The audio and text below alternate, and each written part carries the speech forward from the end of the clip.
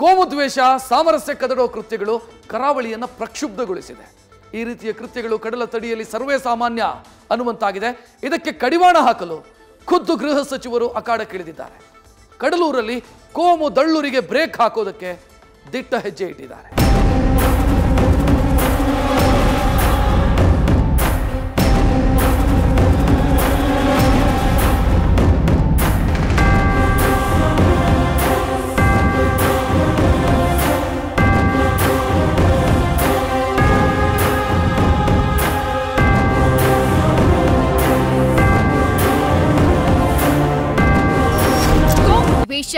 ಸೈದ್ಧಾಂತಿಕ ಪ್ರತೀಕಾರ ಕರಾವಳಿ ಜಿಲ್ಲೆಗಳಲ್ಲಿ ಆಗಾಗ ಪ್ರಕ್ಷುಬ್ಧ ವಾತಾವರಣಕ್ಕೆ ತಳ್ಳುತ್ತಿದೆ.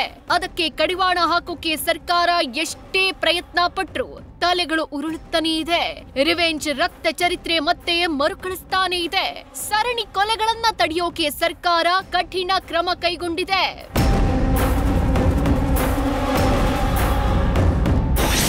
ಸುಹಾಸ್ ಶೆಟ್ಟಿ ಬರ್ಬರ ಹತ್ಯೆ, ಗೃಹ ಸಚಿವರಿಂದ ಸಭೆ.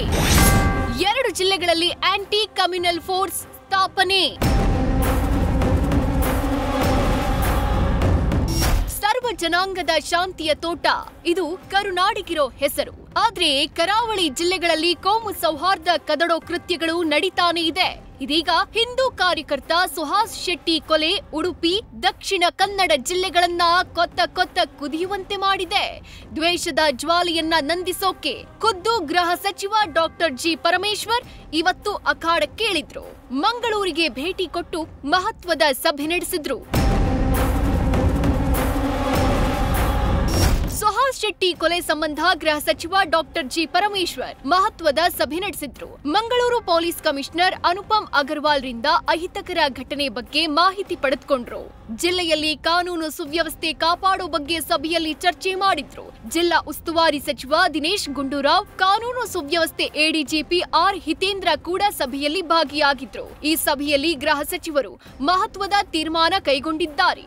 ಉಡುಪಿ, ದಕ್ಷಿಣ ಕನ್ನಡ ಜಿಲ್ಲೆಗಳಲ್ಲಿ ಶಾಂತಿ ಕಾಪಾಡೋಕೆ ಆಂಟಿ ಕಮ್ಯುನಲ್ ಫೋರ್ಸ್ ಸ್ಥಾಪನೆ ಮಾಡೋದಾಗಿ ಗೃಹ ಸಚಿವ ಡಾಕ್ಟರ್ ಜಿ ಪರಮೇಶ್ವರ್ ಮಾಹಿತಿ ಕೊಟ್ಟಿದ್ದಾರೆ. ಒಂದು ಕಮ್ಯುನಲ್ ಟಾಸ್ಕ್ ಫೋರ್ಸ್ ಅನ್ನು, ಆಂಟಿ ಕಮ್ಯುನಲ್ ಟಾಸ್ಕ್ ಫೋರ್ಸ್ ಅನ್ನ ಯಾವ ರೀತಿ ಆಂಟಿ ನಕ್ಸಲ್ ಫೋರ್ಸ್ ನಾವು ಮಾಡಿದ್ದು, ಅದೇ ರೀತಿ ಆಂಟಿ ಕಮ್ಯುನಲ್ ಫೋರ್ಸನ್ನು ಪ್ರತ್ಯೇಕವಾಗಿ ಮಾಡ್ತೇವೆ.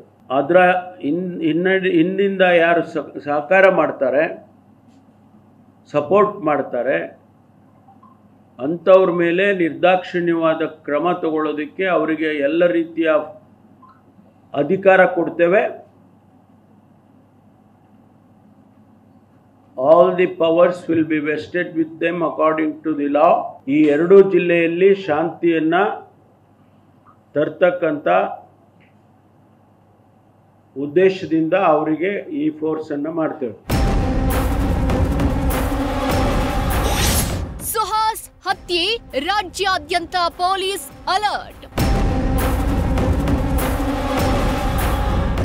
ಸುಹಾಸ್ ಶೆಟ್ಟಿ ಕೊಲೆ ಕೇವಲ ಕರಾವಳಿ ಜನರ ರೋಷಾಗ್ನಿಗಷ್ಟೇ ಸೀಮಿತವಾಗಿಲ್ಲ.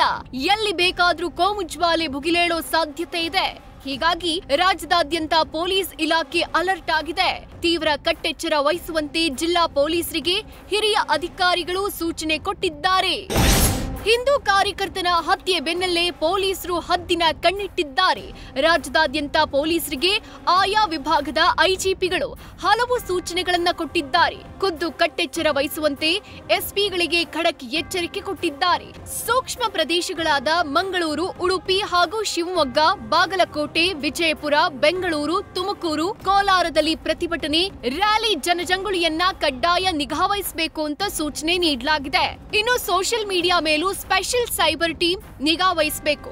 ಸೂಕ್ಷ್ಮ ಪ್ರದೇಶಗಳಲ್ಲಿ ಪೊಲೀಸರು ಬೀಟ್ ವ್ಯವಸ್ಥೆ ಮಾಡಬೇಕು. ರಾತ್ರಿ ಪಾಳಿಯಲ್ಲಿ ಗಸ್ತು ಹೆಚ್ಚಳ ಮಾಡಬೇಕು ಅಂತ ಹಿರಿಯ ಅಧಿಕಾರಿಗಳು ಸೂಚನೆ ಕೊಟ್ಟಿದ್ದಾರೆ. ಸುಹಾಸ್ ಶೆಟ್ಟಿಯ ಹತ್ಯೆ ಬೆನ್ನಲ್ಲೇ ಮಂಗಳೂರು ಚಿಕ್ಕಮಗಳೂರು ಗಡಿಯಲ್ಲಿ ಬಿಗಿ ಭದ್ರತೆ ಕೈಗೊಳ್ಳಲಾಗಿದೆ. ಗಡಿ ಗ್ರಾಮ ಕೊಟ್ಟಿಗೆಹಾರದಲ್ಲಿ ಬಿಗಿ ಬಂದೋಬಸ್ತ್ ಏರ್ಪಡಿಸಲಾಗಿದೆ. ಕೊಟ್ಟಿಗೆಹಾರ ಚಾರ್ಮುಡಿ ಘಾಟಿಯಲ್ಲಿ ಗಸ್ತು ಹೆಚ್ಚಳವಾಗಿದ್ದು ಚೆಕ್ ಪೋಸ್ಟ್ನಲ್ಲಿ ಪ್ರತಿಯೊಂದು ವಾಹನದ ತಪಾಸಣೆ ನಡೆಯುತ್ತಿದೆ. ಕಡಲ ತಡಿಯಲ್ಲಿ ಹರಿದ ನೆತ್ತರು ರಾಜ್ಯವನ್ನೇ ಬೆಚ್ಚಿ ಬೀಳಿಸಿದೆ. ಕೋಮು ಜ್ವಾಲೆ ಬೂದಿ ಮುಚ್ಚಿದ ಕೆಂಡದಂತಿದೆ. ಯಾವಾಗ ಬೇಕಾದ್ರೂ ಧಗಧಗಿಸೋ ಸಾಧ್ಯತೆ ಇದೆ. ಹೀಗಾಗಿ ಪೊಲೀಸ್ ಇಲಾಖೆ ಅಹಿತಕರ ಘಟನೆಗಳು ನಡೆಯದಂತೆ ಕಟ್ಟೆಚ್ಚರ ವಹಿಸಬೇಕಿದೆ. Kiran, news first, Mangaluru.